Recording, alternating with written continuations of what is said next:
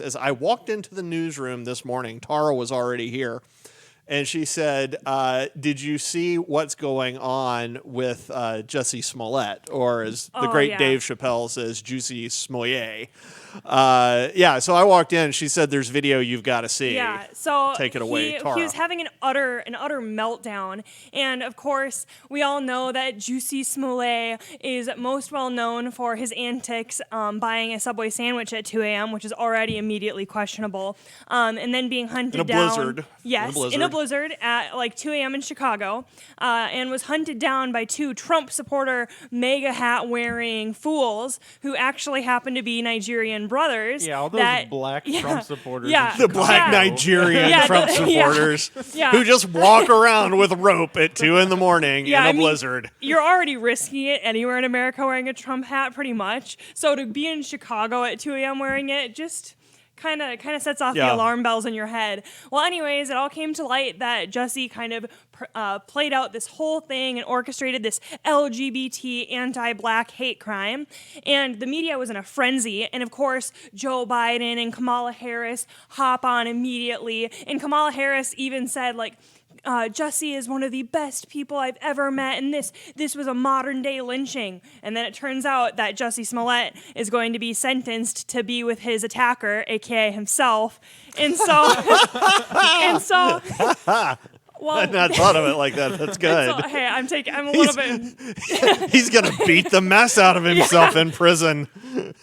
And so it's just kind of a funny turn of events because, of course, to his dying breath today in the courtroom as a free man, he was arguing that he was free as well as his lawyers.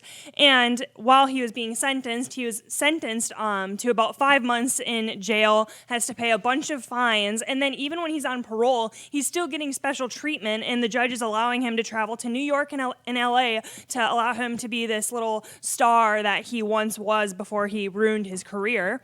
But the main point is that he went on this horrific tirade, and it was pretty much the most embarrassing thing I've ever seen. So if we want to pull that clip up, we can.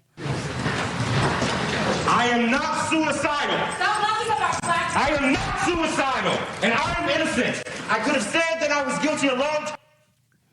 Yeah, I am not suicidal. I am not suicidal. And there was a little bit even before that where he was like, "Judge, I respect you and I respect the jury. However, I am innocent. I am innocent." And it kind of goes off on this, and he goes, "By the way, I'm not suicidal." Over and over again. He repeats Not it. suicidal probably 6 times at least. Yeah, and so it's just kind of funny because then I made this joke that he's probably worried about getting the Epstein special. I think he is. Yeah, I think he is. Because Ghislaine Maxwell has openly said, "I'm terrified for my life. Like, I need high security, whatever." And so it's like people, I mean, if I had to choose a jail to go, it's definitely not the jails of Chicago. The Cook County Jail for 5 months? 5 months? I would rather go to prison for years than the Cook County Jail for 5. It's a county jail. I presume it's Cook County Jail. So yeah, it was just a nightmare. And you'd think that you'd probably want to be a little bit more respectful and go out. I mean, what do you think, Grant?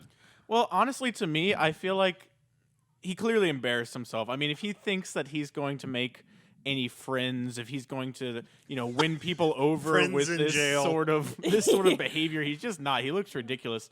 But as far as the Epstein thing, honestly, if I were him, I'd be more concerned about the people in the prison. I don't think there's going to be some, elite who's going to come attack him or something like that. But if I was in that prison and Mr. Jussie walks in there and he starts talking about what he did, and if anybody knows anything about him, I mean, what he basically did is he took the complaints and the fears of Black Americans, which we can sit here and argue whether or not they're legitimate, whether or not there's a systemic racism in America, which I don't think there is, but there is. But the fear racism. exists, Yes. and the fear exists. The fear's real, regardless of whether or not it's founded. So he took that and tried to make himself more famous by making up a hate crime, basically victimizing all of these people that he's supposed to represent and minimizing whatever experiences they've gone through, because he says, "Oh, it amounts to me to just this fake orchestrated attack so I can make myself look better." And now he's going to go face, I mean,